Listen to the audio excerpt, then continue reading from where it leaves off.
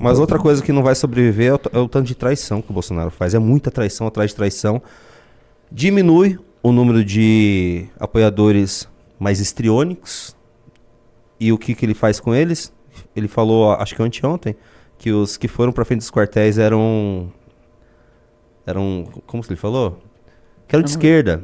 Os que foram fazer bagunça... Infiltrados? Eram infiltrados de Quinta esquerda. coluna? Daí imagina os caras que estão presos. Ainda Fizeram tem tudo 66. pelo Bolsonaro e daí chega o presidente deles e fala que eles são infiltrados de esquerda. É triste.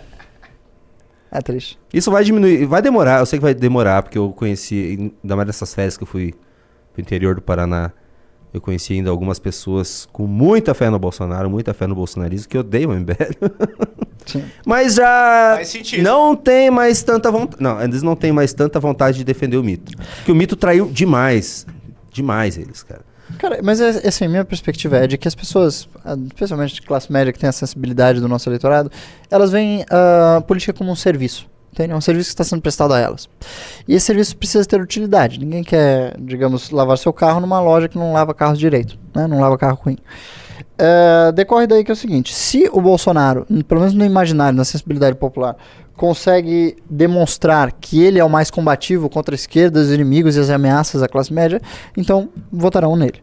Ele não pode mais fazer isso. Eu sei, como ele não pode mais fazer isso, eu acho que esse público todo vai migrar, porque este eleitorado, ele ama o Bolsonaro tanto quanto você ama a Coca-Cola, entendeu? Coca-Cola é gostoso, é maravilhoso, está sempre presente, a Coca-Cola é uma ótima bebida, faz mal para a saúde, mas tudo bem, né? Eu acho que a relação do consumidor é a relação do consumidor de política, do eleitor do Bolsonaro, é a relação que o jovem tem com a Coca-Cola. Faz muito mal, mas é gostoso, está presente, resolve meu problema. Logo que o Bolsonaro não poderá se apresentar mais como uma solução, olha, as pessoas vão pular para outro produto. Não existe esse... sabe, você não ama o Bolsonaro como um parente, você ama o Bolsonaro como um serviço. Mas tem 2 pontos aí. Primeiro, Diga. existe uma máquina eleitoral em torno do nome do Bolsonaro. Sem o nome do Bolsonaro, essa máquina não existe. Muitas pessoas estariam fora da política de uma hora para outra. Sim, elas iriam pro Guaraná Jesus. Exato. Elas iam desaparecer, elas iam tomar água do outra poço. salvação. Guaraná. Já era. Bom. Tem outro fator aí que pode mudar isso tudo. Qual? Pode ser que eles não deixem o Bolsonaro inelegível. Não prendam o Bolsonaro. Sim. Pode ser que eles devolvam os direitos pro Bolsonaro bem para manter. Porque assim, com o Bolsonaro elegível, o Lula garante o segundo mandato. Não. Será? Cara, foi exatamente esse o cálculo que o Bolsonaro fez. É Assim, verdade. Tem razão. Todo mundo que de fato acompanha a política de bastidor sabe que Lula não teria sido solto. Lula não teria sido solto se o Bolsonaro tivesse atuado politicamente de uma forma minimamente razoável. Que o Lula só está solto porque foi do interesse do clã Bolsonaro que ele estivesse solto. Somente por esta razão. Se Bolsonaro não tivesse agido de uma forma absolutamente estúpida, Lula teria continuado na cadeia e ele teria disputado contra algum outro candidato, provavelmente Haddad perdido. Um outro poste. Algum outro candidato, mas não seria Lula. Definitivamente não seria o Lula. E ele fez este cálculo e ele não agiu como deveria porque ele tinha a exata mesma impressão que alguns analistas políticos têm hoje, de que o Lula estando no segundo turno contra ele garantiria sua vitória. E aí o Lula esteve no segundo turno e não garantiu piroca nenhuma, não foi? Porém, dessa vez eles têm a máquina. Não, cara. Eu acho que assim, o Lula, ele não é tão burro.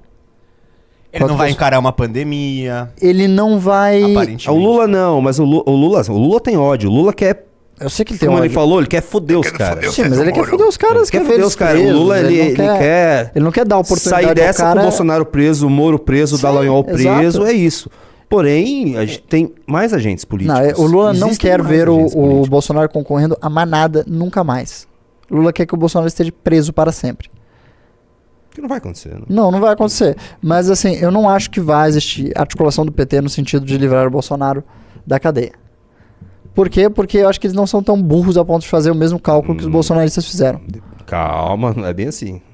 Nossa, eu ficaria muito assustado se essa projeção ocorresse. Muito. Tem que ver o que vai acontecer nos próximos anos, né, galera? Cara, não é a Dilma. Então, eu acho que o Lula vai conseguir administrar melhorzinho, assim, sem se queimar tanto. A gente tem que ver o que vai acontecer depois das eleições municipais, porque se o bolsonarismo ou a direita tiver um resultado bom e que assuste, Sim. pode ser que eles tomem medidas mais drásticas. Daí pode ser que venha esse tipo de coisa e tal, porque as eleições municipais tendem agora ao Bolsonaro dar uma crescida. Sim, eu sim, acho. sem Eu dúvida. acho que o bolsonarismo pode dar uma respirada nas eleições municipais. Sim, porque as coisas não vão bem no governo de modo geral. Não. Os índices de nada vão bem, o poder de consumo vai mal, os indicadores do Brasil em geral vão mal. Então não há nenhuma esperança muito clara no futuro com picanha e cerveja. E vamos lembrar que na parte de comunicação, o governo de 2024 começou de uma forma terrível. Terrível. A Mind sendo exposta. Choquei. Páginas de fofoca tomando um golpe muito forte. Caso Epstein pode trazer o Trump de volta. E isso pode interferir demais na política nacional. Assim, aí eu não sei o que pode acontecer. Por isso que eu acho que até por isso pode ser que eles vão dar uma acelerada no projeto de censura às redes. Não, eu não diria dar uma acelerada, porque eles já estão tentando realizar o projeto de censura às redes faz o quê? 6 anos.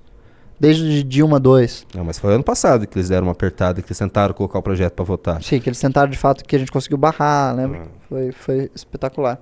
Aliás, grato à militância do MBL, que conseguiu levantar suas armas nas redes sociais e barrar aquela votação.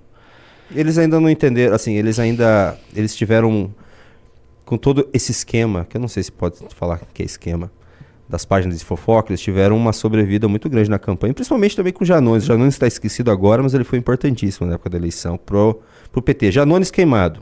Pode perder mandato, não sei se isso pode acontecer. Páginas de fofoca queimada.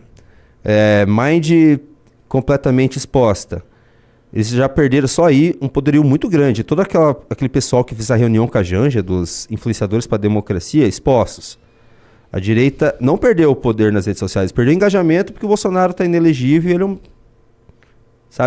mostra covardia, ele não pode fazer muita coisa, porque se ele aparecer demais, eles inventam alguma... Inventam não, né? Eles trazem esquentam alguma notícia dele no judiciário.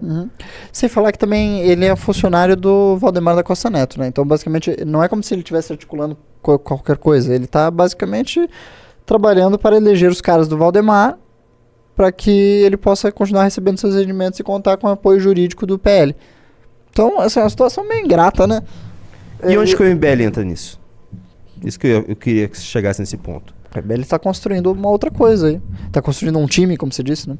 Um time com um mascote muito interessante. Acho que é uma onça. Você queria que eu falasse onça aquela hora, né? É óbvio.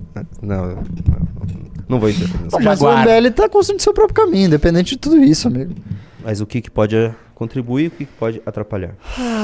O MBL tá tão bem, tá numa trajetória tão reta, porque o que acontece é o seguinte, Olavo de Carvalho, que Deus o tenha, nosso grande amigo, meu querido mentor, ele sempre... E não é nem piada, né? Não, ele é meu mentor mesmo, eu realmente estudei com ele, por alguns anos, inclusive. E ele tinha essa teoria, que é a principal teoria da obra dele toda, né? Que é possível você transformar a política de um país se você constituir um movimento de base durante um período de 30 anos, na qual você cria todas as instituições necessárias, dentre os quais ONGs, institutos de pesquisa, movimentos sociais, todo o aparato de infraestrutura. Depois você elege um monte de gente, aí você conquista as câmaras estaduais, e aí você ganha a hegemonia do discurso, e aí vai conquistando o judiciário e por aí vai. Então, basicamente que é possível, se você fizer o trabalho de base, chegar ao poder de modo sólido e consistente. E aí o que a gente viu durante a ascensão da nova direita através do bolsonarismo em 2018 foi meio como chegar a ter a cereja do bolo, mas não o bolo, sabe? Tipo, você meio que... Você só tem a cereja. Você não tem o bolo, nem o prato, nem a mesa, nem coisa alguma. É o salto direto para o topo. E o bolsonarismo não entendeu como se deu o processo, porque eu acho que ele foi todo de supetão. A gente também não entende. E ele descartou... Nós também não. Porque é muito difícil entender a história no momento que ela ocorre, né? Retrospectivamente, tudo fica muito mais fácil de ser interpretado. E eles não entenderam o que ocorreu e eles não se deram ao trabalho de reorganizar e reestruturar essas bases que não ocorreram. Eles não criaram a sustentação entre a cereja e a mesa. E eu acho que o propósito do MBL tem sido, desde sempre, de modo muito razoável, inteligente e constante, tentar conquistar o bolo. Não a cereja. Primeiro o bolo. E aí, quando tivermos o bolo, quiçá a cereja. Belíssimo exemplo. Muito obrigado por esse Caramba. corte. Vou trazer as notícias boas aqui pra vocês. Vamos lá, notícia boa número 1. Tá vendo esse link dos novos valores? São os novos preços pra você ser assinante da revista. Agora você vai poder assinar essa revista por R$70 ao mês. Pagando 30 a mais, ou seja, pagando R$100 ao mês, você tem acesso ao clube, à revista e aos congressos do MBL. E por R$150 você tem acesso a todos os congressos e ainda a academia do MBL, no PEC. Se inscreva lá, porque é o seguinte, a gente vai aumentar a tiragem da revista e prepara a tua assinatura. 2024 é você com a Valete junto. E outra coisa, quer assinar também o clube, não tem cartão, tá meio quebrado, não tem problema. Entra nesse outro link aqui, tá? E aí nós vamos ajudar a você entrar no clube. Literalmente é você no clube. Vamos dar um jeito de você fazer parte do maior clube de notícias e informações políticas do Brasil.